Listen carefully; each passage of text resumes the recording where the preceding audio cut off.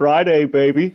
Live in the show. Woo! Here we are live in the Boneyard with a very Yeah. special guest from out west, Vancouver way.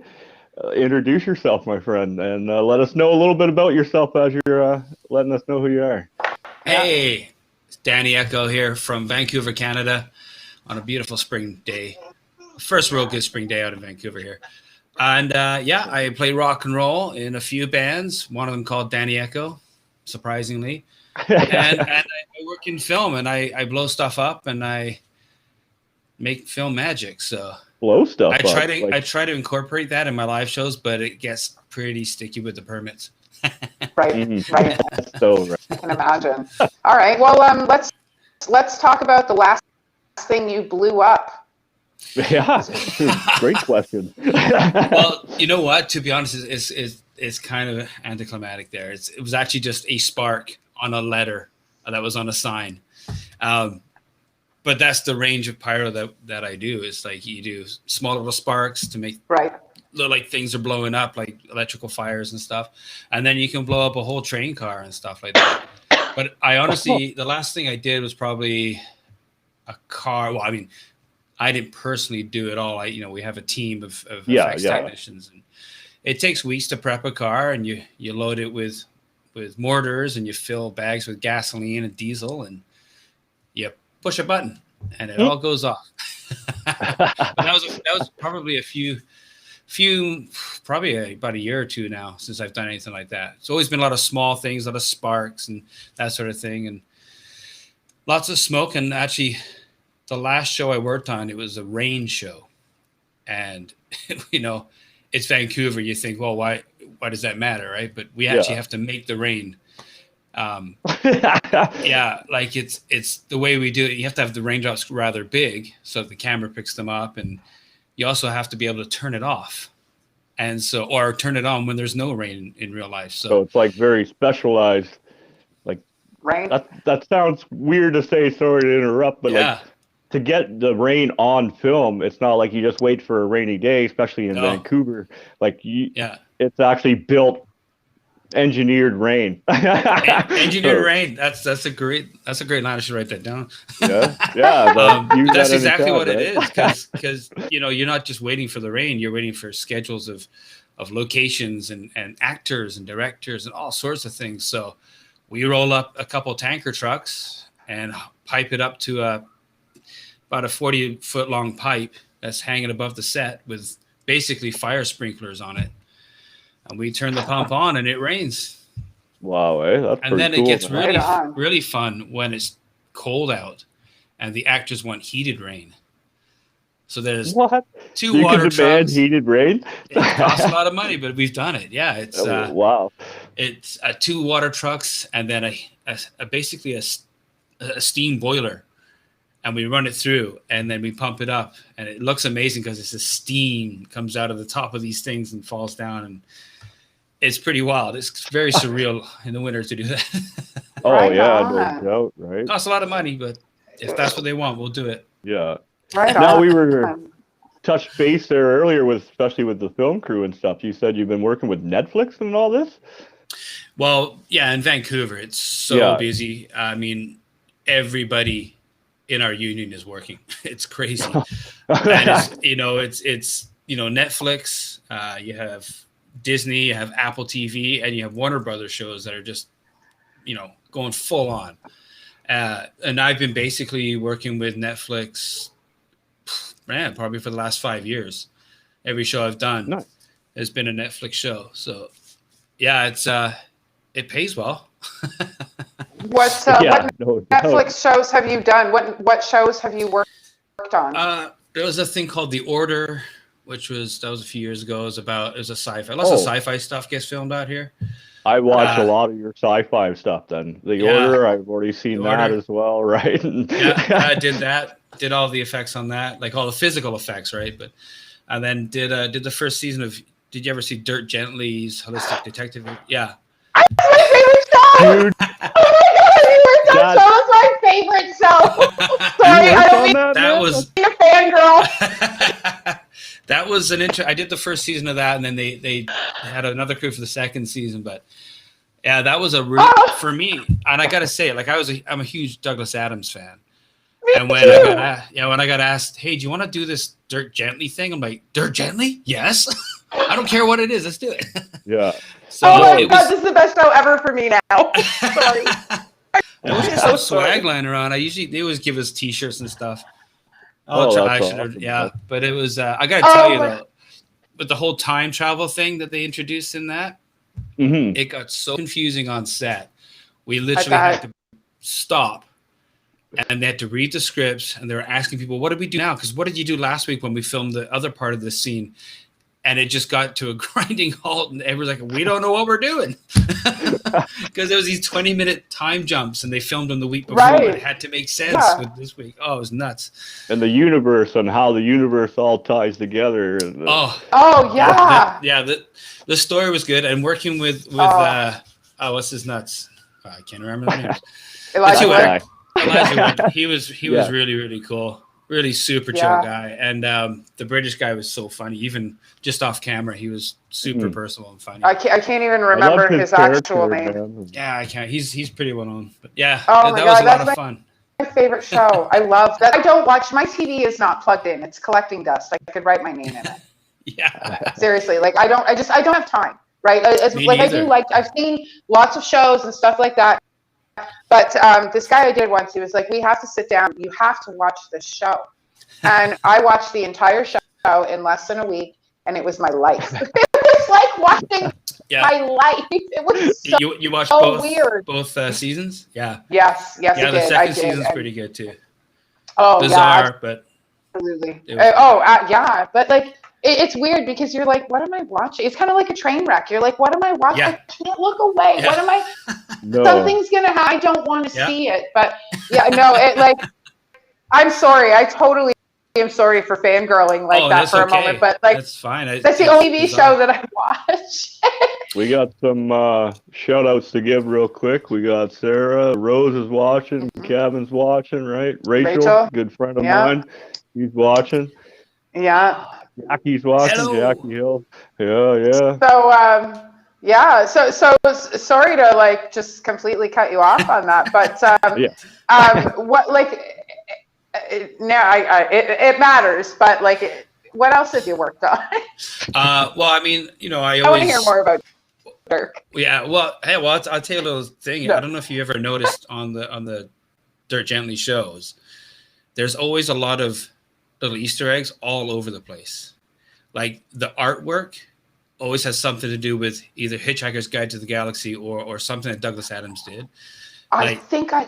There's like there's posters and stuff, and there's all these things that are just background, but they're actually like little nods to hitchhikers and stuff. It's really, really cool. And I only noticed it because I'm standing on set looking at these things going, hey, that's the whale and the potted plants. Hey, that's cool. I know what that is. But I mean, if you don't catch it in the show, you have to rewatch it.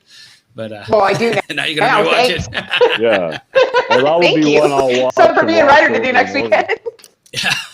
So. But other shows. I mean, we're all sort of it's one big sort of kind of big family in the film community here in Vancouver.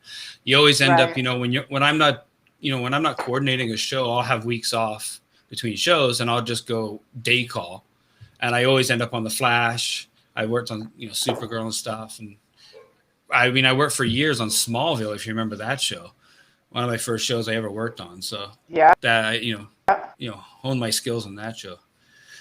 But wow. Yeah, this last show I worked on, I think I can say what it is. It's called Lost Ollie, and all I'm going to tell you it's about a little plush toy that's got to find his childhood friend who's, a kid. And it's this whole adventure, and it rains a lot, like I said, and it was pretty interesting. Everything was, we had to get used to filming everything like really small because it's these little characters. So I'm designing these great big shots, and like, we only need about this much of the set. Because it's just a little rabbit. Yeah. Oh yeah. Well, that makes it cheaper. But that was fun. And then I do a sleeper show called Virgin River, which is total romance novel. Like there's hardly any special effects, but it's perfect. It's a couple of months of kind of just sitting back and just tending and doing a couple things and making sure everything works properly. But it's a good show to have between the crazy busy shows where you work. You know, I think last Thursday I worked 18 hours officially, but I was up for 24.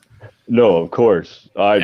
That's more than me, man. So I can definitely honor that. Like, we crushed the hours, just crazy. Yeah. So that's an honor. Like, obviously, I know the scheduling and stuff, especially in film. You're up at 4:30 in the morning. Now you got makeup. You got this. You got to get that ready. You got to test this. Like, you guys are grueling out there, man. Like, I wouldn't want to. It's nuts.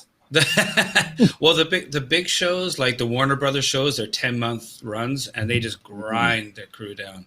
At the end of it, I go check. You know, I go say hi to the guys, and they're like just falling asleep. They're so burnt out. Yeah. So I've been trying to just keep to the 4-month shows, and even that it's getting to be too much. Yeah, no doubt. I hear you.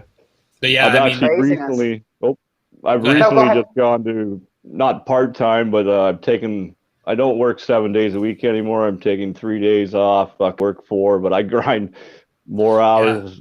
Other than you, 65 or so. I grind a lot of hours, right? Like, that just proves that you're kind of, you know, committed and kind of interested in what you do for a living. And I wouldn't do that if I was not interested and the money wasn't good or anything like that. You know, you have to drive. Exactly, right? Like, the money's good there, and then on my off time, I'm grinding it here, and my payoff is here with all the amazing people we get to meet and all the music we get to bring new people, like, you know. Yeah. So.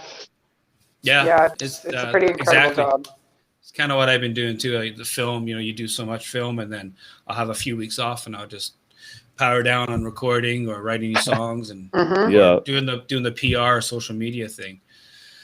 Right. And you can have, you know, there's no stop to it really. It's just full on. No, it never stops. You gotta go to sleep. The world never stops, man. Yeah. Even while I'm sleeping, she's working, and I wake up to a list of fucking shit she's done at night. And then, the night she's passed out, I'm working, and I send her a huge list of stuff. Hey, we need dates for that. We need these people, those people. His list is usually bigger than mine.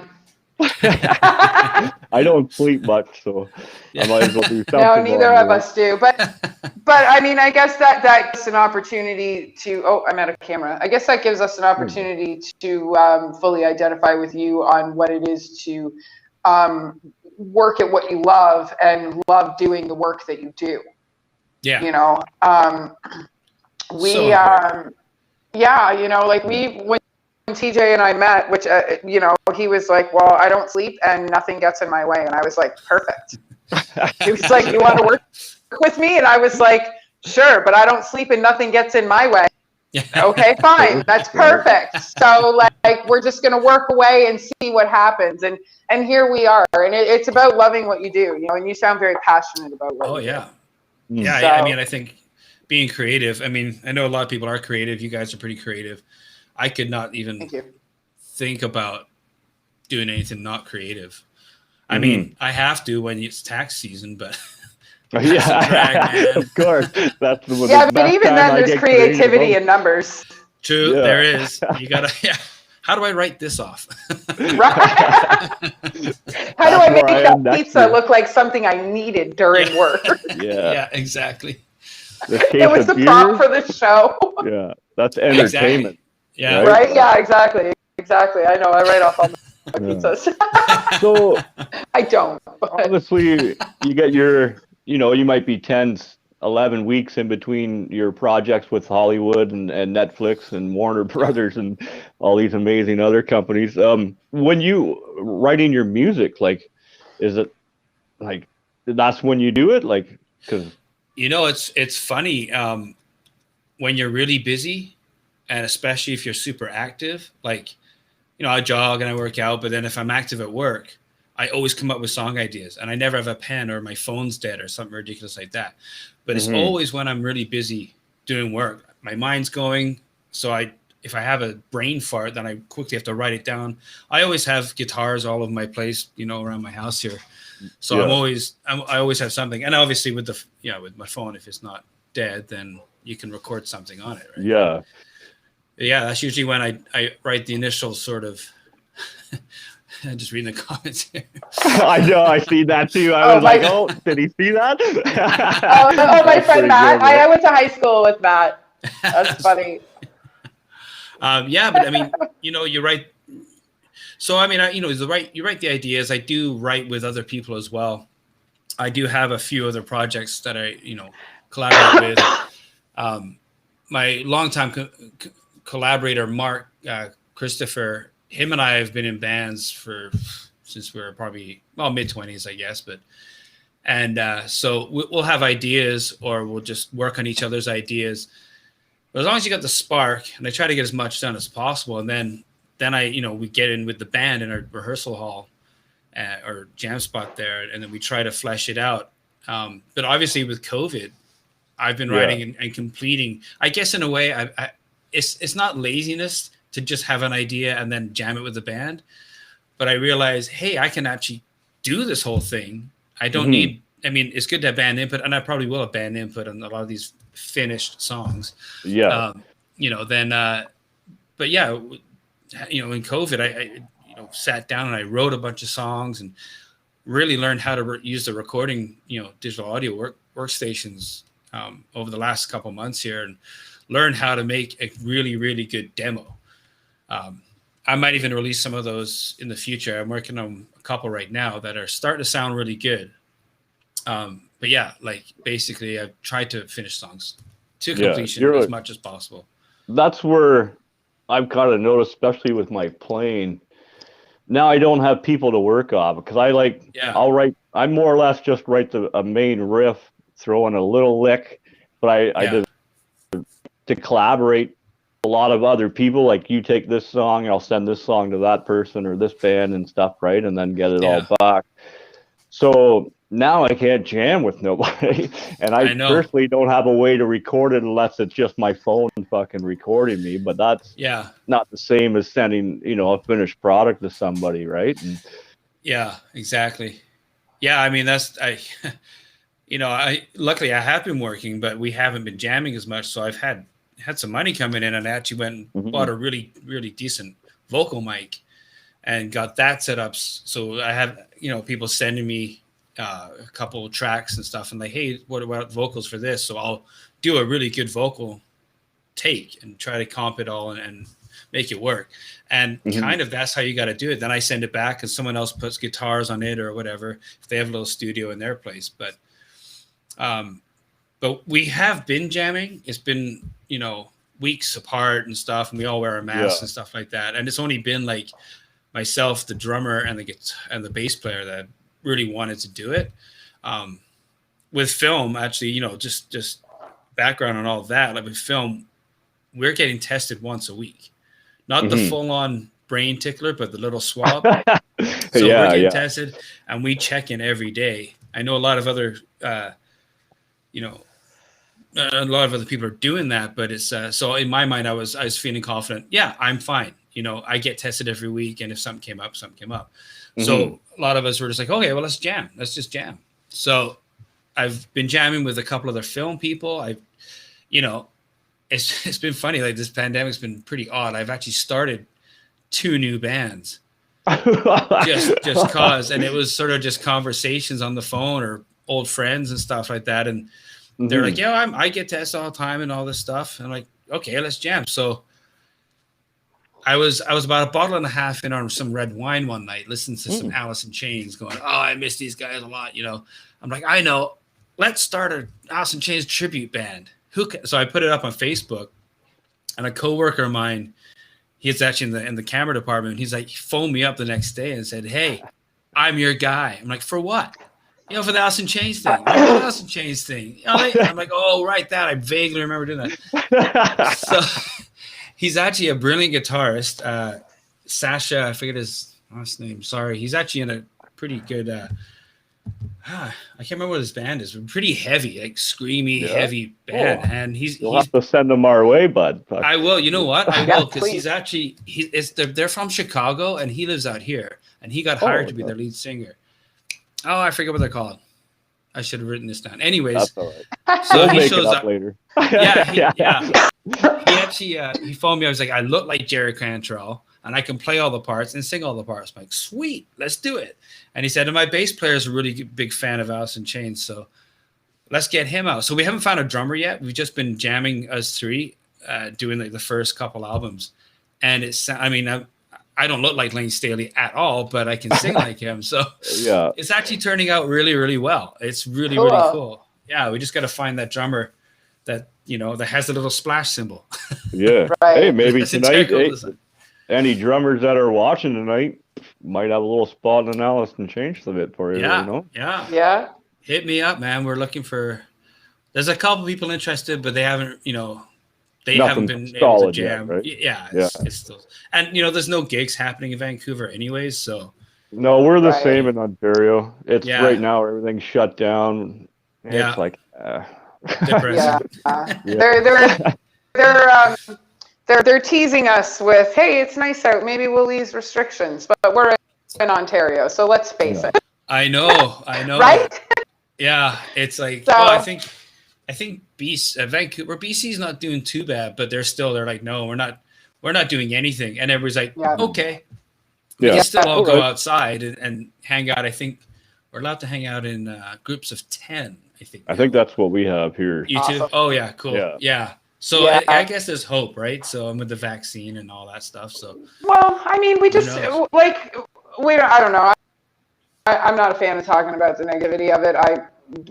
I know that it's hindered a lot of people. Myself and TJ, like from the time that we got together as well as before that, I know that both of us have been very successful throughout all of it. We've managed to stay afloat and stuff like that. So like for you, and musically, because I also want to get into like projects that you've done and bands you've played with and stuff like that. But just at this time right now, or film wise, musically mostly though, has this lockdown situation helped you in what you're doing? It's actually because before, like I love playing live. I love playing live shows, and I love recording and writing music. But before, it seemed like every couple of weeks I was booking a gig somewhere just to play, either with Danny Echo or I play guitar with this band called the Walk-Ins. It's basically the same rhythm section. It's just with a different lead singer, and I get to wank away on a bunch of pedals. It's great. So it's kind of neat. But we're doing gigs and we're constantly playing because we love it so much. This put an end to it, and it was kind of a relief because I wasn't stressing about promoting it. I wasn't stressing about postering and getting it out on social media, and hopefully, and then just getting the gear to the show, and then wrapping at 3 a.m. and getting home, and all that stuff. So it was actually kind of nice. It made me really reflect back on what I need to do, because I need to get some merch done, and I need to get some of the recordings finished, and need to get some of the other social media things finished. So it really made me kind of sit back and realize what I need to do now that I was kind of ignoring. I managed to make this record though. What? That's awesome. Cool. Man. It's actually can you put it up just a little bit closer to the camera, please? There you go. Does that work? That works perfect. Yeah, perfect. Thank you. So what it is, here, check this out. Oops. I lost you guys there. There you go. Yeah. I made a red vinyl of it too. Oh, cool. Yeah. I collect vinyl. You gotta send me. I'll send you guys some. Yeah, I'll send you guys some. Or send Amanda the link on where we can purchase. That's for sale. That's kind of on my list of things to do. I got to figure out how to do that. We'll talk after, and we'll figure out how we can get your merch from you to us. And I certainly, if you have anything kicking around from Dirk Gently, like a piece of a T-shirt, I don't care what it is, a coaster from the show. I don't care. Like the room that I have, the podcasting room that I have here has all kinds of different things that I've gotten from pre-guests that we have. Like I got a printout from another podcaster's show, and then I have a poster from Fresh Kills Con, and I have a poster from Snake River Redemption, and a magazine from Kids in the Hall. Like I just have all kinds of weird shit all over my house, right? So that's awesome, why when we have guests that this is, to be fair, the first time I fangirled, and we had Johnny No Cash on the show last week. So, yeah. So, like, I mean, it would be really neat to have. What? I have two interjections. What are you going to say, TJ? Your fangirl was not Johnny No Cash. You did very excellent in that interview. Your fan thing was Ryder from Razor. You didn't say a word the whole interview.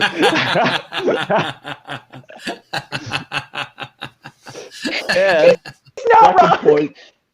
second point, we stole two things off of Ass Pocket Podcast, man. We had we got their co-host.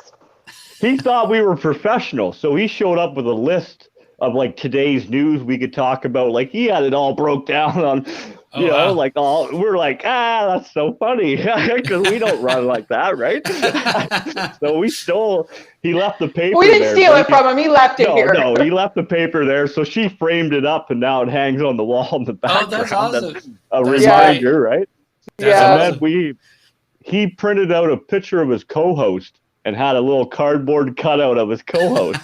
Well, him and I got excited. It was the first time we were on the show together. We had a few drinks. He forgot that as well. So we hijacked that piece of merch as well. That's great. Yeah.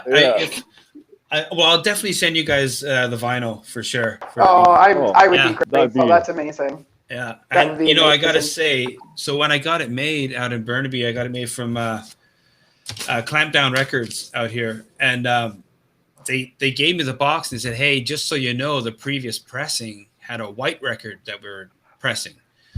And so a little bit of the white, plastic was still left in it. So some of them might have some white squiggles in it. Is that okay? I'm like, yeah. Oh. So they're all shot. I don't know where they are, if they might be gone already. So who knows? Because I actually saw one and actually gave it to a friend, but it looks great. It has like the red and the white. I was like, oh, why didn't I think of that when I made it? Do them all like that, right? Yeah, it was pretty cool. No, that's awesome. Yeah, that's awesome. Kind of cool. The only thing I would personally request is maybe a little signature. Yeah, sure. I'll sign it. Yeah. I'll see if I have any film things that they give us so many things, pens and USB things and stuff, and they just start like most of the time it's T-shirts and a jacket, especially on the bigger shows. But I try to give that to my niece and nephew, but they're not big enough yet. But what were we talking about? Well, actually, what I was actually about to ask next, like leading into what we were talking about was the projects that you have worked on or that are working on, bands that you've worked in, and that. Yeah. So I guess I mentioned the Alice in Chains. That's just a vanity project, really. But it's it's something to do when things come back. I know we can get a show, and it's just like it'll be fun. Obviously, my main project is Danny Echo. Doing that for a while, and like working on songs. I'm mixing our latest song called Zeros and Ones, which I've had a lot of fun learning how to do all this stuff. And like code. Yeah, exactly. And I actually that's another thing I learned in the pandemic lockdown for a few months there. I actually have a friend from a local pub, and he's a programmer and everything. And I'm like, hey, how do you write code? What, like binary? And over it was Messenger on Facebook, I actually learned how to write code. I kind of forget it. I get it now, but I don't know all the numbers and what they each stand for. But I learned how to spell my name in zeros and ones, and I thought, wow, this is pretty cool. It's not that complicated, surprisingly enough. It actually makes a lot of sense, which is probably why computers are so awesome. Cool. So I learned that, and I did end up finishing a video for Atmosphere Remix, which is the B-side, I think, on this. And so what we ended up doing, when I did the first video for Atmosphere, and you can check it out on YouTube, just look up Danny Echo. And the guy that was doing it for me, Tyro James, he's a hip-hop artist, which you should probably get a hold of as well, because he's awesome. He's yeah, it's like super catchy. He actually wrote a song called Catchy Chorus. I'm like, that's the catchy chorus. He's like, I know that's what I wrote. That's so awesome. Yeah, it's kind of like really, it's really catchy hip hop and really funny and really, he's great. anyways, he does music videos. Got a hold of him. He was doing a music video for a friend of mine, their band called the Shit Talkers, which I should send your way as well. Yeah, they're a great all-female punk band. They're awesome. Oh, yeah, punk's right up my alley. My friend, actually, I've been waiting to say this. Mad. Yeah. He's got the Matt Murdock shirt on. That's right. Nice. I almost said Mulligans. Mad Murdock. You're welcome, TJ. Local band around You're welcome, TJ. They're pretty good punk, Yeah. Thank you so much, Amanda. Oh yeah, man. That's awesome. So sorry. Continue on. Sorry. Yeah, I'm around. So what we did? So he was doing music videos, and I said, why don't you do a music video for Atmosphere? This song about what's really going on behind the crap we're dealing with in life. And so in the process of that, I'm like, hey, we'll do the premiere for this, but why don't you come up and do a verse, like do a hip hop verse? And he's like, sure. So he came up and we did a couple live shows like that. And I said, we should just re-record this, simplify it down, give it a more 4/4, like it's the same song, but we took a lot of the guitars out, gave it a bit of a cleaner feel. And I got him to write a verse, and it sounds awesome. So I'm like, well, let's do another video. So I finished that video, which is also on YouTube, Danny Echo. And we actually finished it off. He edited it all, and it's great. It was kind of cool because in his part, he's doing this hip hop sort of at the camera, like the hip hop sort of stuff. And I'm like, yeah. And I started doing it too. I'm like, yeah, I'm a hip hop artist too. This is great. Yeah. And it was actually really funky. It was a lot of fun, and I'm like, we should do more of these because it's a really interesting. It didn't feel cliche. It didn't feel like we're merging two genres or anything like that. It was really flowed. Cool. It did, yeah. Right. And the verse he wrote, it was great. So yeah, I managed to do that, and been recording more demos with Danny Echo. Got like 3 or 4, and of course with that other band, the Walk-Ins, I managed to. I said, well, let's record these 4 new songs we're doing with you guys.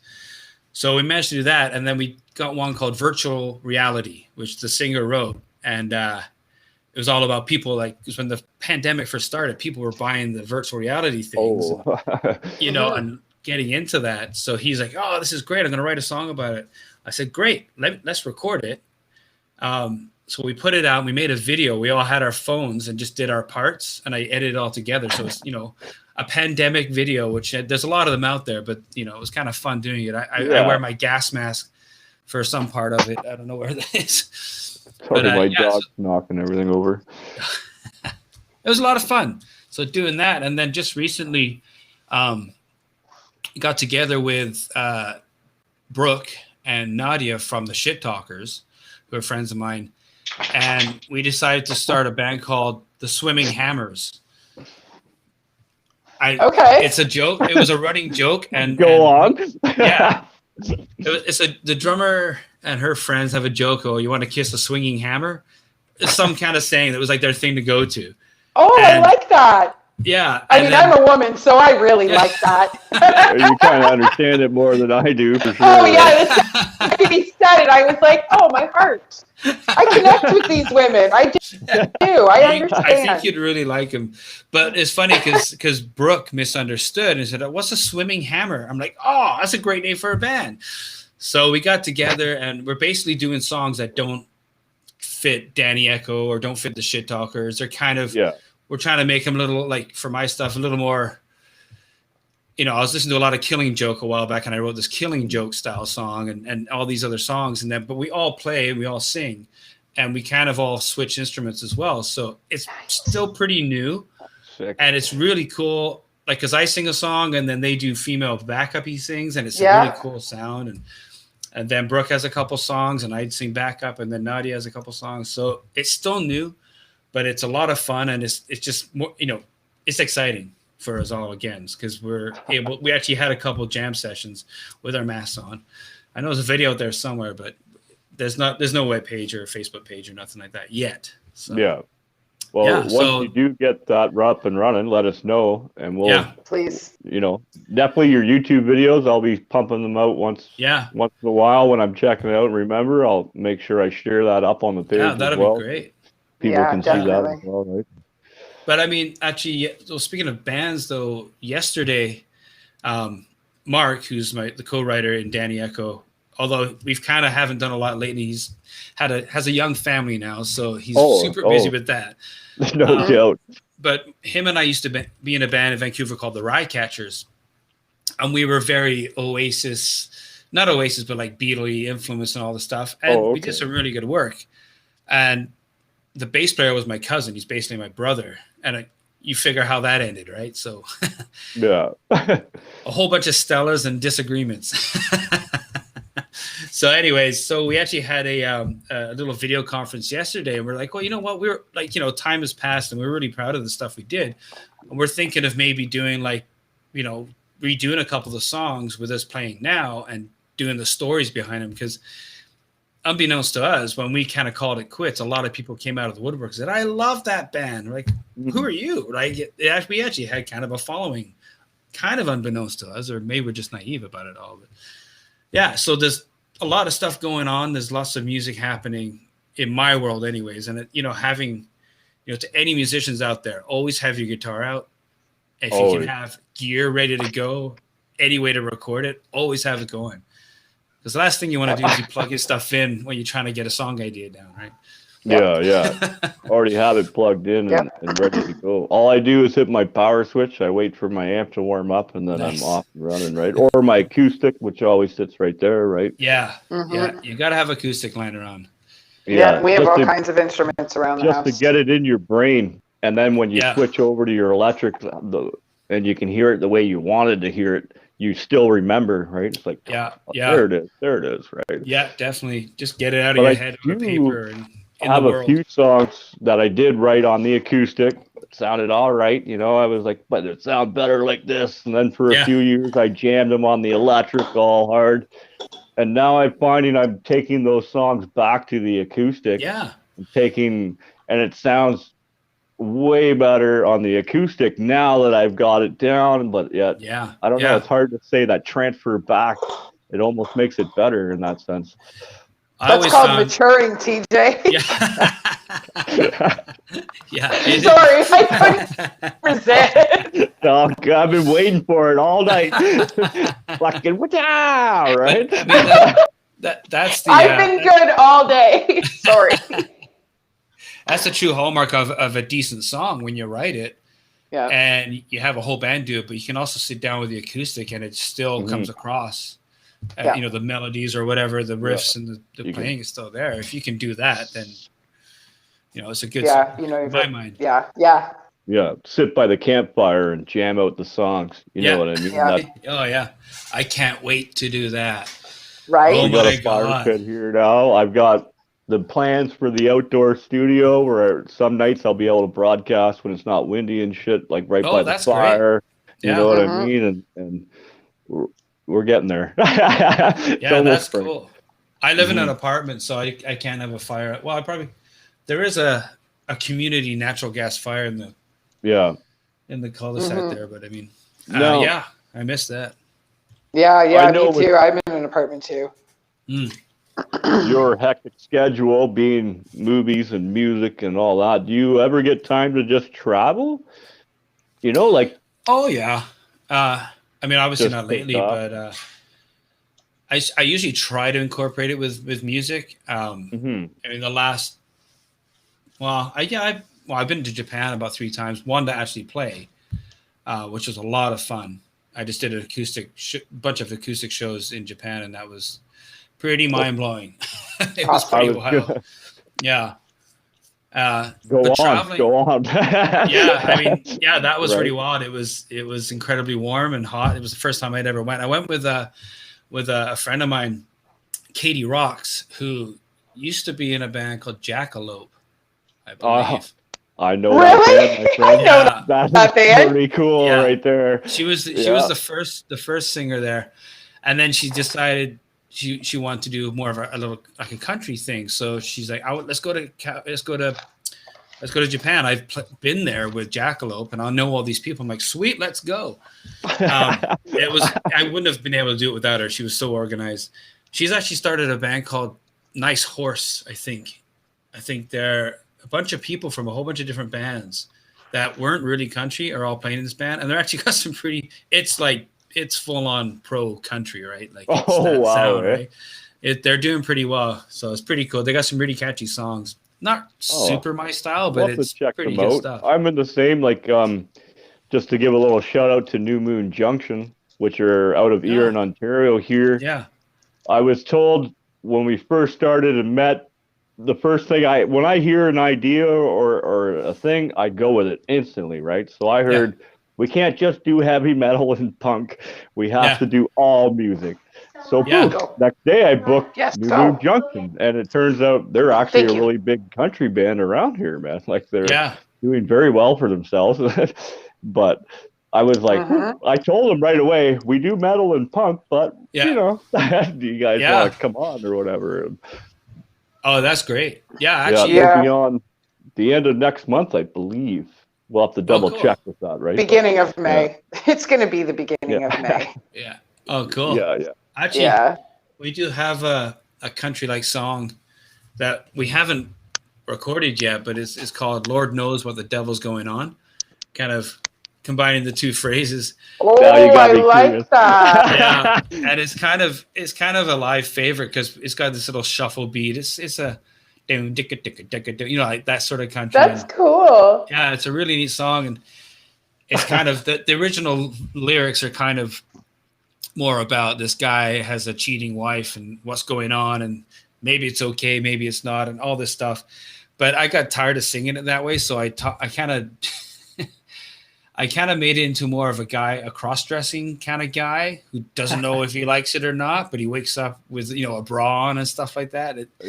So I wouldn't mind recording both versions just to kind of see what that. Just to have it out, right? Yeah. Cool. But it's great because I always encourage people to line dance, and it doesn't always work because a lot of people don't remember how to line dance, but I've had entire dance floors line dancing. I'm like, wow, that's pretty cool. At a rock show. If I go way back, my old man used to be a line dance teacher. So no way. If I could possibly remember stuff, I know a lot of line dancing because on the weekends when he'd pick us up, we would go, right? And this and that. But that's awesome. I never got into it. I was like, I'd rather go to a rock show. No, I hear you 100%, man. My place is in the pit for sure. Definitely.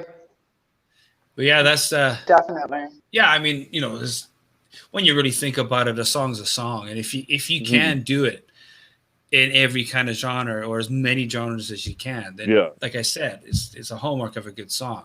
Right. And it's also if you think about it that way too, because you always have a song idea and this is going to be like this, and you play it, and then you kind of think, okay, well, maybe there's something not right with it.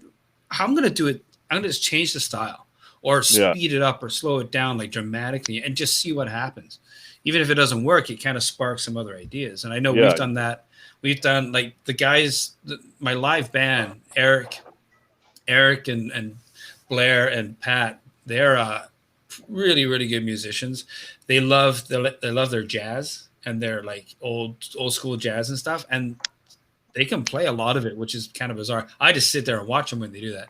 But we've actually, some of the songs we're like, let's do a jazz version, or and we just do a jazz version of a song. And it's like, hey, that worked. That's bizarre. Like, obviously it's not a jazz version. It's a jazz flavored rock song, but it's right.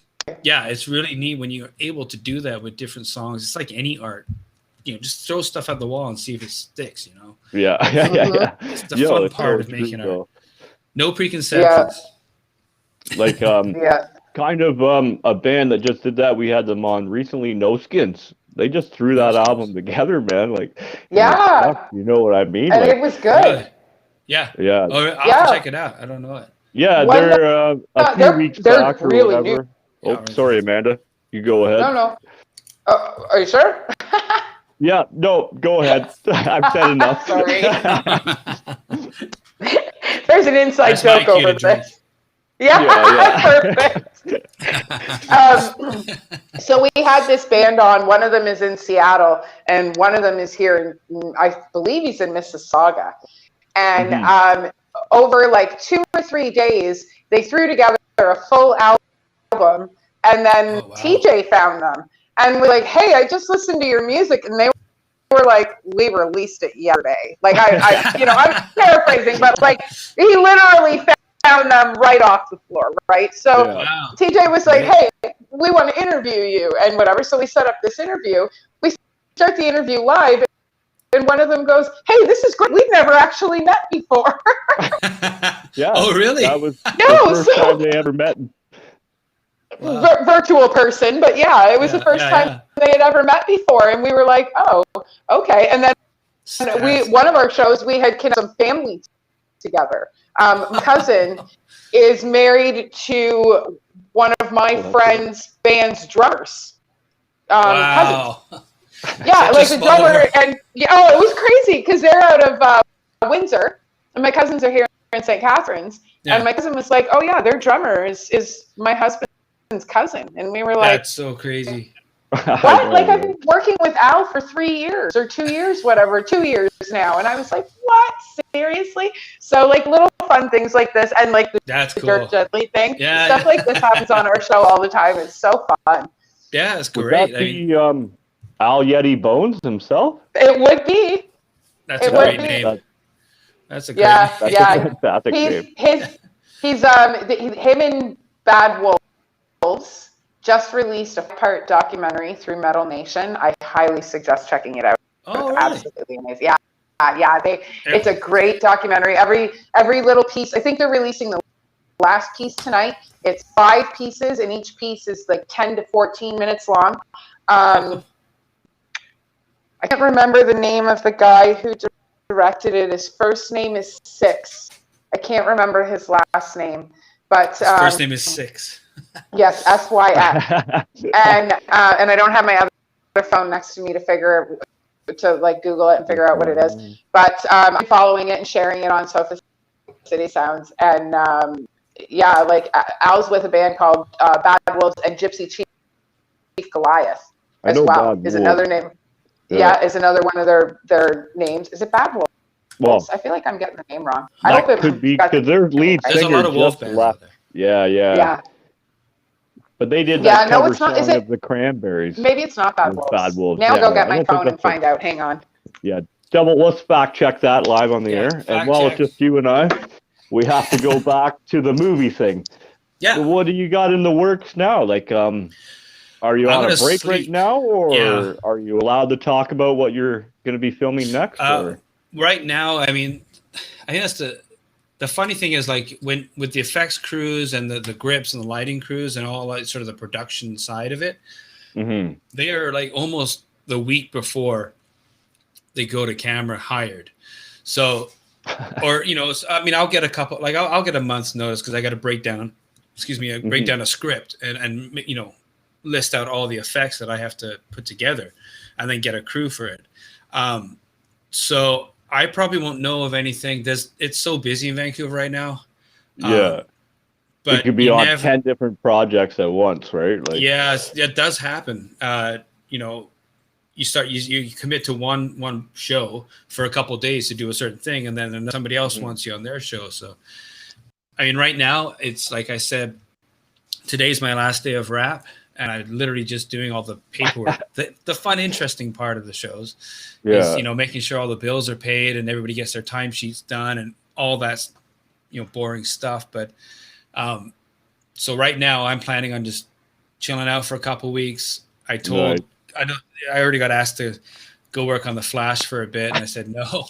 I want some time off. I can't. I'm tired. Because they do really long days and late nights, and I don't know if anybody has ever heard of it, but there's this thing called a Fraturday that a lot of shows do. So you start at 7 a.m. on Monday, and then you progressively get later and later. By Friday night, you're starting at 6 p.m., 7 p.m., and you don't wrap till 7 a.m. on Saturday. So we call them Fraturdays. And and then Monday you start at 7 a.m. again. It's like jet lag for a day and a half. It's not healthy. No. But we all do it. I bet it's a lot of fun sometimes. Why being in construction? Yeah. I've really noticed, especially now with the show and taking it a lot more serious and trying to be a little more professional with it, right? As much as we try, but I had to cut back on my actual job. Like, fuck this, this is my passion right here. Yeah. And so now I'm 4 and 3, 4 days on work and then 3 days on the boneyard, right? Like, if you can do it. Like, and I think, yeah, go ahead. Oh, I was just gonna say, and hopefully, eventually, I'll just be able to do the boneyard stuff. You know what I mean? Yeah. But we'll see where it goes, right? But I'll always do it, regardless. Yeah, it's good to have a day job sometimes, but it's actually. I'm a welder by trade, and I started playing music when I was a welder, and that was my 9 to 5, and it was great. And then I got into film, and it's you're doing 12-hour days, so I didn't have like the evenings to mess around with music as much. But then I'd have blocks of like a month off, and I could then really concentrate on getting stuff done, doing all the stuff that you neglect for the last couple months. So it's interesting. And luckily for me, it's a really, like, I love the job. It is demanding sometimes, but I know there's always an end. The show will finish here, so I can spend some time or plan something. I can plan a tour or something like that. I'm hoping when we can all tour and things open again, I'm hoping to kind of, do a cross Canada thing if I can with either Danny Echo or the Swimming Hammers. I was gonna say the Swimming Hammers. That'd be fun. They really want to play, so. Yeah, they want to go on tour. They're just itching to go because with the Shit Talkers, their band's kind of splintered as well, so they don't get together as much.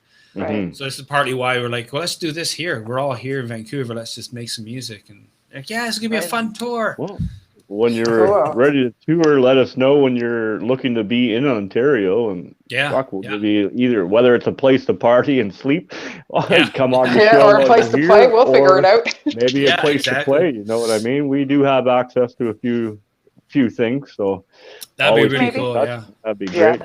Yeah. So sorry, I just want to correct myself really quickly from earlier. Since we're talking about music right now, the name of the documentary is Age of Wolves. Age of Wolves. I was wrong earlier. There is 6 chapters, and the guy who wrote it or the guy who directed it is Six Langman. And I'm pretty sure everybody that is part of it is out of the Windsor area here in Ontario. Yeah. So sorry, I just wanted to throw that out there because I didn't want to go correcting myself, right? Because especially with Al being a really good friend of mine, and I'm like, I'm just gonna fuck shit up. Hey man. And they worked really hard on that documentary, so like they did. There was a lot put into that. I love music documentaries. I mean, I'll watch them about pretty much any music because it's always, the stories are always so interesting and the drama, and it's just great, especially when you're a musician as well. Like you can relate to it. You've been there. Whether it's on that scale or not, regardless, you've been in that situation one way or another, whether it was this big or it turned into this big, Yeah, that's an interesting point because it's funny because no matter how big the bands are, the little drama and the little things they have to deal with are universal with every band or musician. So it's just, they're just getting paid more or getting paid in period. Exactly. Right. Like, Hey, I got a question. How do I gotta post this on Facebook here. I totally forgot. Is it just the Boneyard? You can go to Boneyard. Or I'll send you a link right now, my friend. I touched my phone now, it blew up. Give me 1 second. I will send it over. Here we go. So okay, well, we're getting close to our hour mark. We will chit chat backstage and whatnot afterwards for a bit if we've got time. But I'd like to have a quick beer with you after the show for sure, right? I'm definitely, and I just want to know, like, where can we find all your stuff and what you're up to? Well, all the Danny Echo music, you can stream on every platform. There's Bandcamp.